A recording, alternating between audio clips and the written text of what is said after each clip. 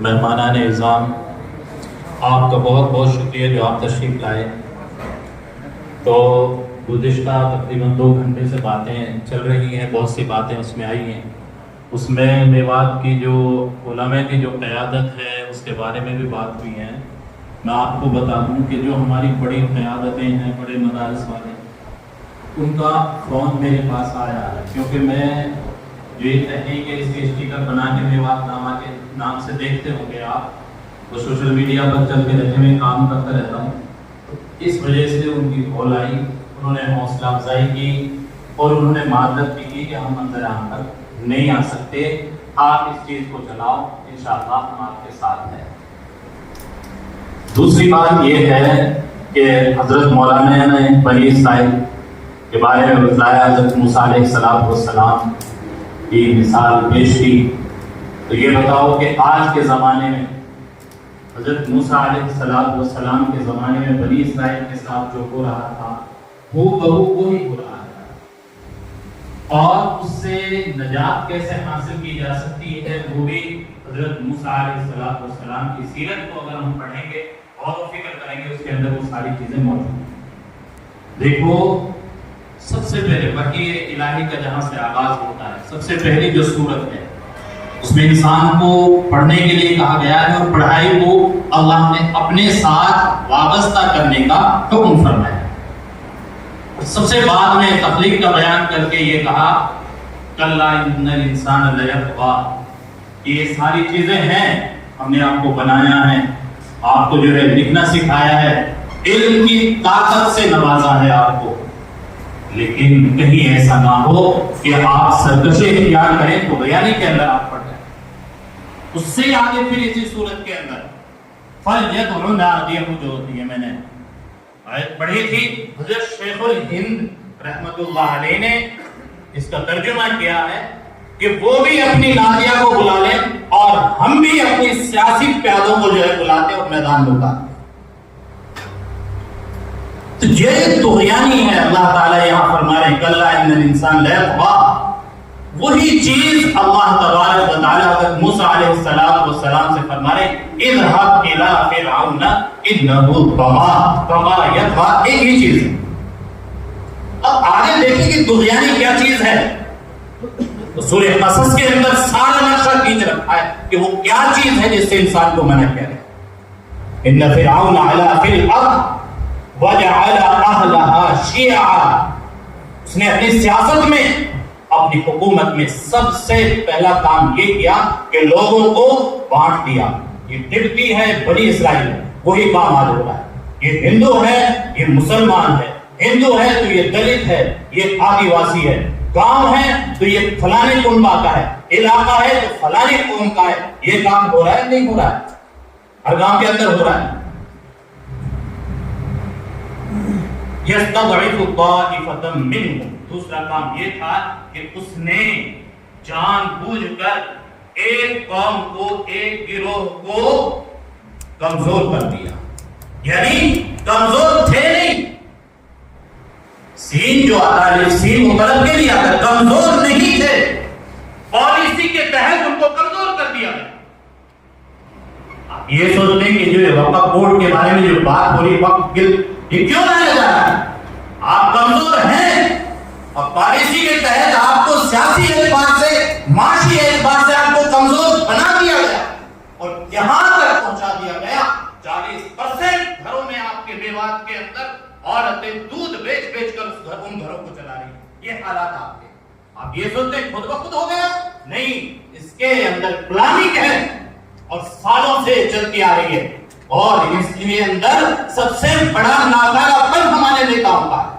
ہمارے لیڈران کا ہے۔ اپنی غلطی کے خاطر کبھی بھی قوم کے مدعوں کو وِدھان سبھا تک نہیں لے جاتے اور نہ ہی اس کے لیے کچھ کرتے آئے۔ اور آج کل تو ایک نئی چیز چل رہی ہے، جو آ رہا پہلے رونا شروع کر دیتا ہے،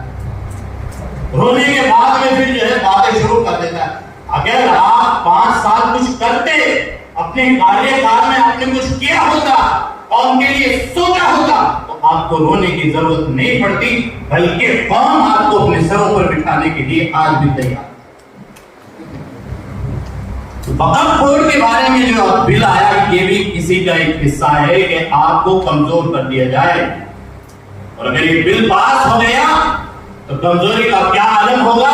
آپ جو ہے سوچ کر بھی کام کرو۔ یذبح ابناءهم ویستحیی نساءهم۔ آگے فرعون نے کیا کام کیا کہ اس کی جو مین پاور تھی نا، جو ایسے لوگ جو انقلاب لا سکتے تھے، جو تحریک برپا کر سکتے تھے، جو قوم کے دھارے کو بدل سکتے تھے، جو حالات کو بدل سکتے تھے، ان کو ذبح کرنا اس نے شروع کر دیا۔ آپ بتاؤ، میوات کو کالجز سے دور رکھ کر، میوات کی بیٹیوں کو اسکول نہ دے کر، میوات کو جو ہے کالجز نہ دے کر، یونیورسٹی نہ دے کر، کیا یہی کام نہیں کیا جا رہا ہے؟ ذبح کر دو، یہ جو ہے اس کو جاہل بنا دو، ایک ہی چیز ہے، دو چیزیں نہیں ہے، ایک ہی چیز۔ اور انہوں نے کس چیز کن کو چھوڑا؟ وہ لوگ جن کے اندر تحریک کا مادہ نہیں ہے، جو سوچ نہیں سکتے، سمجھئے جو ان کے پیادے ہیں، ان کو انہوں نے چھوڑ دیا، کھلی چھوٹ دے رکھی ہے، وہ اپنا کام کر رہے ہیں اور اپنے لیے جو ہے انفرادی طور پر کام کر رہے ہیں۔ یہی حال جو ہے آج یہاں ہے۔ تو یہ حالات بالکل سیم ٹو سیم وہی ہیں جو اس زمانے میں حضرت موسیٰ علیہ السلام کے زمانے میں تھے،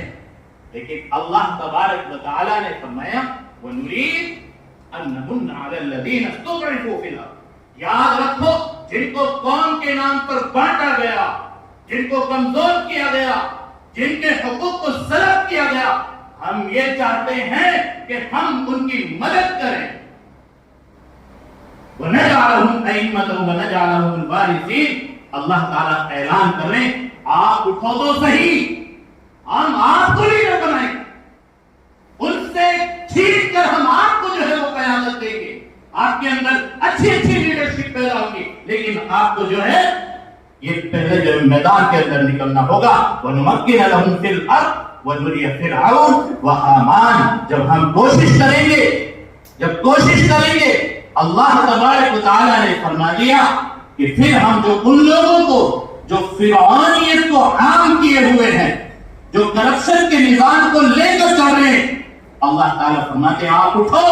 آگے چلو، وَنُرِيَ فِرْعَوْنَ۔ ان لوگوں کو ہم دکھائیں گے کہ آپ کس طریقے سے انسانیت کی، مانوتا کی مدد کرتے اور خدمت کرتے ہیں اور ایک صالح نظام بناتے ہیں۔ تو میرے نوجوان ساتھیوں، حاضرین اکرام، ہم کو آگے بڑھنا ہوگا، ہمیں کرنا ہوگا۔ اللہ کی مدد بھی جبھی جو ہے آئے گی جب ہم کچھ کریں گے، اور اگر جو ہے ہم حجروں میں بیٹھ کر یہ سوچیں انقلاب آ جائے، تحریک کا آغاز ہو جائے، حالات بدل جائے، آپ انبیاء کے وارث ہیں، اور بنی اسرائیل کے جو انبیاء تھے وہ ان کی سیاست کرتے تھے، اور اللہ کے نبی صلی اللہ علیہ وسلم نے فرمایا میرے بعد کوئی نبی تو نہیں آیا، لیکن یہ وراثت جو ہے منتقل ہوگی آپ تک پہنچی۔ تو کیا یہ